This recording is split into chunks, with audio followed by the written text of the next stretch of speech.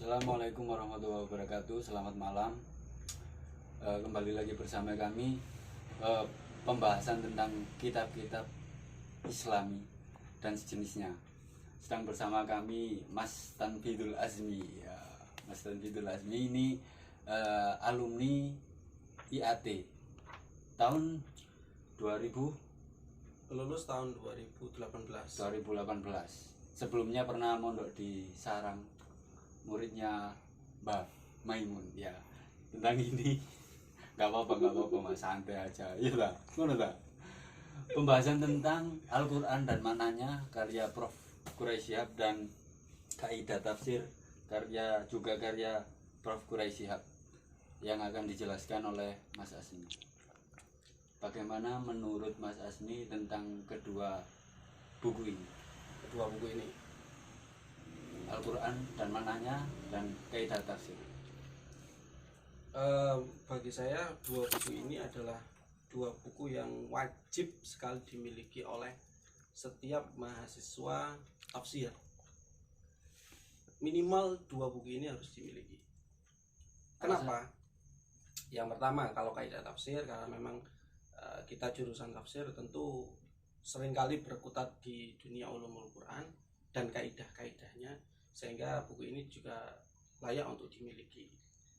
Selain itu, buku ini termasuk buku ulumul Quran yang orisinal dalam arti ditulis langsung oleh Quraish Shihab. Kalau ulumul Quran yang lain itu biasanya ditulis berasal dari terjemahan. Makanya ini orisinal dan enak sekali untuk dibaca.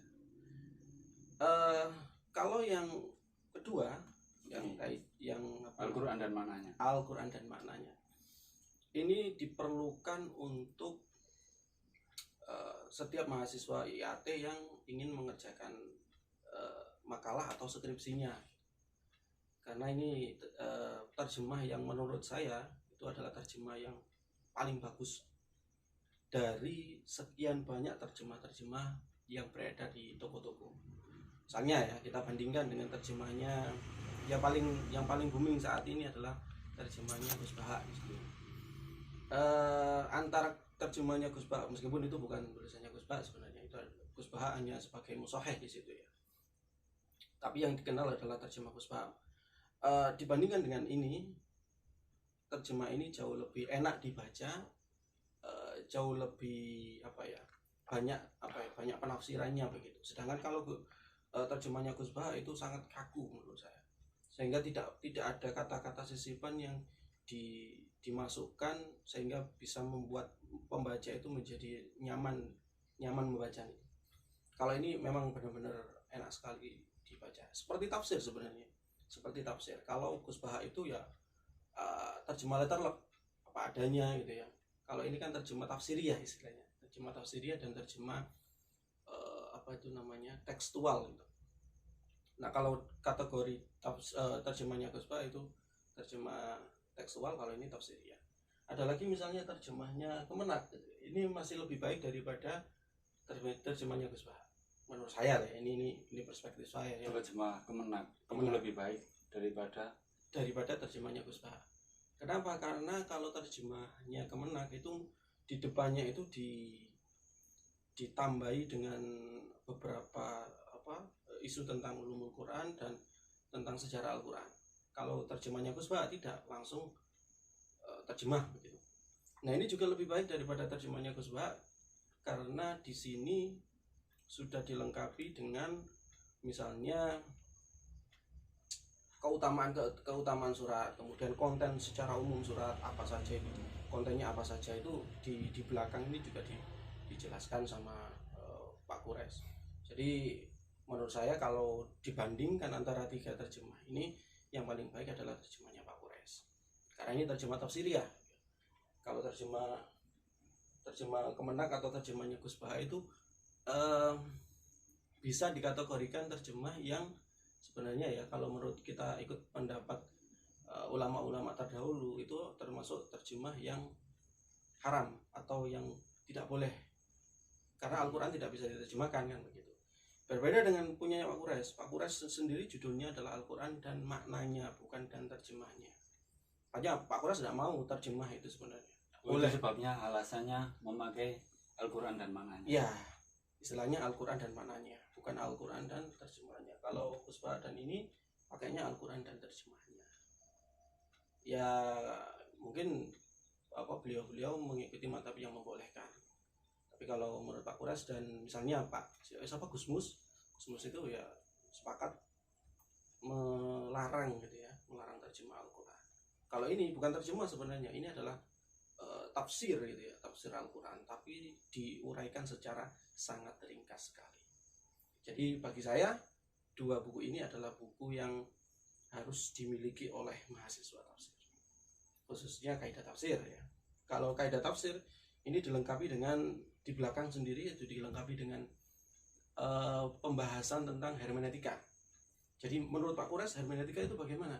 Apakah diterima atau ditolak? Karena di kalangan peneliti Al-Quran itu kan ada yang menolak hermeneutika dikarenakan hermeneutika adalah dari Barat misalnya, atau dari non-Islam gitu, pemikiran non-Islam. Sehingga menurut kalau di dalam buku ini Pak Kures tidak serta-merta menolak, tapi juga tidak serta-merta menerima. Ada sisi-sisi hermeneutika yang bisa diambil. Demikian kan, Ya, sisi positif dan negatif dari dua buku ini. tapi sejujurnya saja ya, seperti saya ini kan belum punya tentang kedua buku ini. Alasannya kenapa? Mungkin kedua buku ini sudah umum Ya. dan jenjang pendidikan Prof. Quraisy Shihab juga menunjang jauh, tinggi ke atas, maksudnya sudah terkenal. Seperti biasanya memang perlu disadarkan kalau kedua buku ini tuh sangat penting. Saking pentingnya juga saking umumnya saya tidak punya, maksudnya itu seperti itu.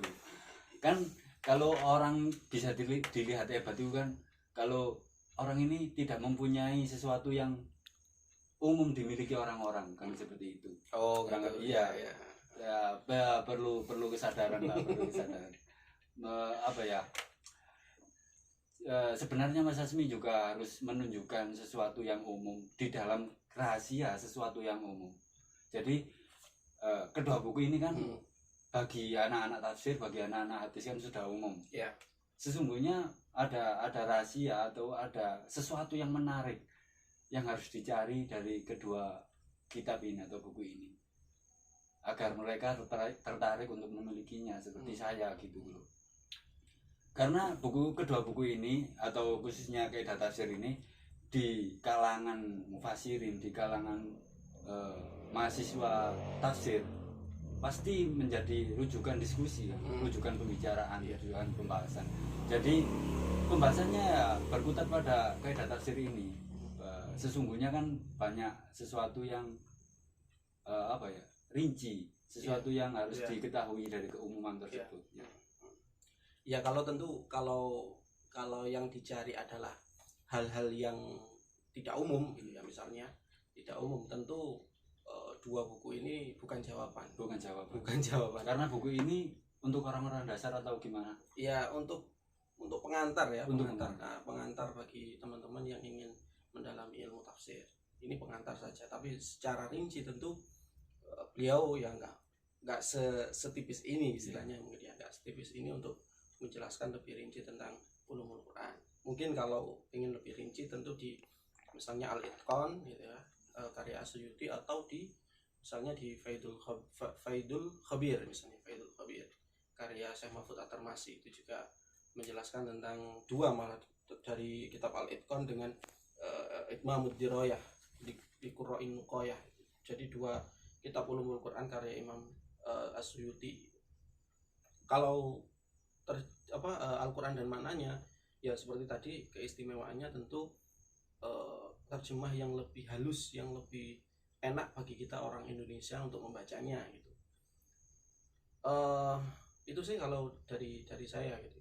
Tentu kalau yang dicari adalah hal-hal yang istimewa atau hal-hal yang lebih detail dan rinci lagi, bukan bukan di dua buku ini, Ya. tentu di buku. Berarti ya, dengan kata lain, kalau kita ingin menilai atau meninjau kemampuan atau bukan kemampuan ya, keilmuan seorang Prof. Quraisy Shihab tidak bisa menyelesaikan membaca 2 atau 1 bukunya. Iya. Begitu. Iya, tentu Tentu. begitu. Tapi sangat disarankan ya Mas, sangat disarankan 2 buku ini untuk pengantar dasar.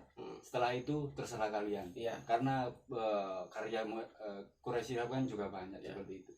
Iya. Sebenarnya 2 buku, kenapa 2 buku ini penting? Ini juga bisa dipakai untuk istilahnya sangu urip. Iya. Sangu urip. Jadi selama hidup 2 buku ini bisa dijadikan sebagai sangu bagi diri sendiri untuk menjalani kehidupannya masa datang. Karena pasti nanti di masa datang masih ada kasus-kasus, misalnya kasus-kasus tertentu terkait tentang Al-Quran ataupun tafsirnya yang mungkin tidak sesuai dengan kaidah penafsiran. Nah, itu kalian bisa mendeteksi kesalahan-kesalahan itu lewat kaidah tafsir. Kalau kalian memahami kaidah tafsir, pasti bisa mendeteksi ini benar enggak penafsirannya, atau ayat ini pas enggak digunakan untuk kasus tertentu gitu. Jadi begitu. Iya. Berarti untuk penonton ya, untuk Mas Nia juga salah satu penonton. Buku ini jika ingin memahami tentang ulumul Quran, bisa untuk mahasiswa tafsir khususnya bisa berangkat dari buku ini, Kaidah Tafsir karya Prof. Quraisy Shihab. Setelah itu jika kalian menemukan hal yang ingin kalian gali, bisa melanjutkan membaca buku-buku yang lain. Seperti kalau di sini dijelaskan mukjizat Al-Quran sangat umum, Ya. sangat mendasar. Ya. Tapi Quraisy Shihab sudah menyiapkan buku sendiri tentang kemujizatan Al-Quran yang dibuat khusus membahas kemujizatan Al-Quran. Seperti ini bentuknya. Mukjizat Al-Quran. Mukjizat Al-Quran. Jadi kalau ingin lebih rinci, tentu di buku ini, di buku Pak Quraisy yang lain. Tentunya buku juga memerlukan biaya ya. Jadi tentunya kalian harus menyiapkan itu semua. Nah, ini banyak buku sekali, ini perpustakaan kecil di kamar Mas Azmi. Tentunya ini kalau dijual ya lumayan ini ya.